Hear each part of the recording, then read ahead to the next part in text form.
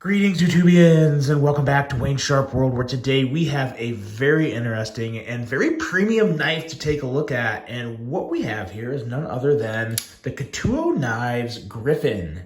Now, before I go any further into this review, I'd like to thank you guys for tuning in today. If you like what you see, please do me a huge favor, hit that subscribe button, follow along, and I will continue to bring you the content. Now, let's take a look at some overall specs on this knife right here. We have an overall length coming in at 8.52 inches with a blade length coming in at 3.55 inches and a cutting edge at 3.12 inches. Blade thickness on this guy is a rather thick 140 thousandths with M390 blade steel indicated right here. And we have a harpoon spear point blade shape, which I have to say is out there, but it is out there looking very good. A flat grind, a handle length coming in at 4.97 inches with a handle thickness at 530 thousandths and a handle material of mostly titanium, but you have a little bit of carbon fiber down here for the inlay, which is a nice little touch, nice little area to throw that in. We have a button locking mechanism and a user of a right or left hand tip up carry. So take note, lefties, you have another premium option to take a look at here. A weight coming in at 4.7 ounces, designed by David Jin, and a total price of $250. Now, I believe, if my memory serves me right, I believe this is manufactured by Rike Knives. I'm 99% sure that's it. If it is something else, I will be sure to include that in the description of this video, but I am 99% sure it is Rike Knives. And they've been doing some pretty good things. This right here is a really good example of their work. Couture Knives, if you haven't heard of them, I hope I'm pronouncing that right. I believe it's Couture or Couture Knives. Owned and run by David Jin, who is the designer of this knife, and his friend Felix. I will, of course, have a link to their website down where you can pick this knife up, and any other information you need down there to direct you where you need to go to learn more about Couture Knives. Let's take a look at some size comparisons here. This is a pretty big knife, and big in very, very good way. Let's see here. Let's compare it with some budgets real quick, and I have a couple premiums to compare it to as well. But the Civivi Conspirator is a great one, and then this one right here, the new one from GTC. The name is somewhat escaping me right now. It's new, and yeah, there's just a lot of knives on my table right now. But two Civivis, and I feel like these two kind of belong on the table together. More futuristic designs, just really, really good looking knives. And of course the Conspirator as well. But really good size comparisons there. But I actually have one that I think is actually better, and I think it's the best comparison I have. And it's this guy right here, the Microtech SOCOM Elite. Take a look at those. The blades kind of remind me of each other. The handle not so much, but yeah, I get some like futuristic, crazy SOCOM Elite vibes. I don't know. I like it. It's cool. And then how dare I botch the flip on the Shaman, the Spyderco Shaman, the one and only. And as you can see, measures up pretty well with those. Also, now let's talk about this knife. Because this has been a year while there's been a lot of amazing budget knives. Like literally, like I said, I'm kind of I'm getting a little nervous for my end of the year knife awards because picking between all these budget knives is gonna be really hard. But there hasn't been quite as many premium offerings yet, at least yet. This is one of them that is really, really coming on strong, really surprising me. The more I get this in hand, the more I carry it, I like it more and more. It starts with the blade. A very slicey blade here. We have an edge coming in at 13 thousandths behind the edge. And then once you get past the excellent sliciness of it is when you get into all the different things about it. This is a very sci-fi, futuristic type of design in the blade and the handle. The knife itself is just really a very creative and unique design, and it goes back to the designer David Jin. He grew up in South Korea, and Gundam was a big part of his childhood, and you can definitely see that angular design influence that you get in the Gundam characters. And I'm assuming when he told me Gundam, I'm assuming that was like, I believe in the US it was called like Gundam Wing. I'm assuming that's the same thing. I personally wasn't a huge fan of it in my childhood, but I knew about it and I knew what it was, and I'm almost positive that's the same thing. And I definitely get those vibes. Very angular, very stealthy. It really is a good looking design. It takes a lot to get there. You gotta to put a design like this together and really have it mesh the way it does. It's pretty impressive. You have a very nice, excuse me, my allergies are hitting me hard today. I just mowed the yard and it's still lingering. But the rest of this blade, front flipper, blade cutout. All three of these are done very, very well. Front flipper is very nice. We'll talk about, of course, more of all this stuff when we get to the action, but this is a very well thought out blade in terms of the placement and design of those deployment options, as well as, again, how it all comes together. I mean, look at that fuller coming from the blade cutout leading to the point. It's just very, very visually attractive. But of course, the blade is just as functional as it is good looking, and that's more important than design at the end of the day. It has to work. It has to do the job that you want the tool to do, and I think this would do it very well for you. Going into the handle, you have a very, very satisfying handle, and I have to say, even with all the angular design influence and the straight lines and everything that you wouldn't think would work, it just works. It really does. I love the amount of jimping up here on the spine of the blade as well as the handle. They come together, and this is a beautiful thing. It really is. Some people would look at this finger choil and think like, I don't know about that. That wouldn't feel good.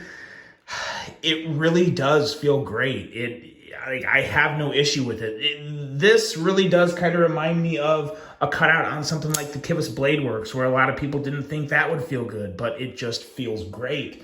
And that is the same case with this, because there's a lot of things that factor into this. Obviously, it gets thin up here, but you have that nice jimping to really lock your hand in. This area here is nice and I guess smooth and rounded is the best way to put it, to where it really does just feel comfortable in your hand, and your index finger up here is just really nice and locked in, and it is a very secure grip, and it feels good. So while it may not look like it would be the most comfortable knife in the world, it really does have some satisfying ergos that I really do like, and I like this grip, but I also really like this grip. And then there's actually another one I just came across yesterday when I was messing around with it. This one right here, you can really choke up with this blade. And while there's no jimping up here, it's still very comfortable on your thumb, and your index is seated in there really well. I wouldn't worry too much about cutting yourself, especially when when you choke up into a position like this. You're usually gonna do more of like a finer cut. You're not gonna go like completely balls to the wall and real hard. But either or, I would feel confident and safe with this in my hand in this position. It feels so good and secure. David put a lot of thought into the ergos of this knife, and it actually goes to play into the bigger part of his history, and I believe still a big part of his current career, designing things in an industry with things that go pew pew. I don't even like saying the word on here because I'm worried that get shut down and all sorts of stuff, but he is a designer in another industry, and ergonomics is a huge factor in that industry he designs for, and you definitely see it in this. The ergos are very satisfying and very good, and we're just tapping the beginning of this handle, because outside of all the angular attractive design language, you have a floating backspacer. A floating backspacer on a premium knife, or any knife really, is always nice to see. And it feels, it's really welcomed on a premium design where it just works, it looks good. The lanyard hole back here is kind of big. I don't know if that would be like everybody's jam, because I know not everyone's into lanyards, me included. But I will say I always do appreciate an integrated lanyard hole as opposed to like just a drill just going through a random spot in the handle. I like how there's at least some thought into here, and that does actually add the jimping back here in reverse grip. This does feel pretty good. Now, again, this is a button lock, though. And I actually just went against one of my rules, so ignore that. You really shouldn't reverse grip a button lock knife, at least in my opinion. Now, this one is a little different because of the length. The button is well above your hand, but I still wouldn't recommend it. I still would not recommend it. So kind of forget I said that there, I guess. But overall, very, very nice ergos and just very nice attention to detail all throughout. I really do like the little addition of the carbon fiber inlay. Gives a little bit of extra pop, a little more of a visual, I don't know, visual attraction. When I see carbon fiber, I want to look at it because carbon fiber just looks good. I left my wedding ring upstairs, but that was one of the reasons I got that on my wedding ring is because I just really, really love carbon fiber, especially marbled carbon fiber, or this is kind of marbled, kind of shred, kind of something in between, but there's no flaws and it does look good. And I like that little touch of the inlay down there. And into the action. This thing is one of the more enjoyable premium knives I've handled this year in terms of fidget factor and deployment options and smoothness in all of those deployment options. Very, very good. This button lock here is something rather different too. It's not really a Trek lock, but as you can see in there, a lot of the button is submerged into the cutout on the blade. And again, I apologize if you guys hear me sniffing. I am just like dying of allergies right now, but the show must go on.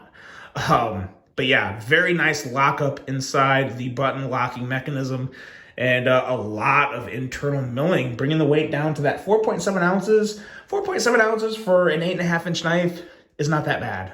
This knife does not feel heavy to me, not one bit actually. It's very well balanced. It feels great in hand. But again, it's 4.7 ounces. So, you know, when you have it closed, you kind of feel the 4.7 ounces. But when you have it open and you're just holding it towards the middle of the handle, really not that bad at all. And of course, with any type of regular pants, it's not going to be an issue for you. But yeah, just a huge fan of this little futuristic fidget monster, I guess is the best way to put it. And it's so smooth. This is definitely a knife that for $250 too, like I could definitely see like Rike or somebody else making something like this and charging upwards of $400 for it. So for $250, I actually think it's a really good value knife. You're getting a lot of detail, premium materials, incredibly smooth action. And I actually like the sounds it makes. It's nothing like, there's not a lot of like super tinks like a lot of people like to hear, but you hear a lot of like shoots and just like, I mean, just listen.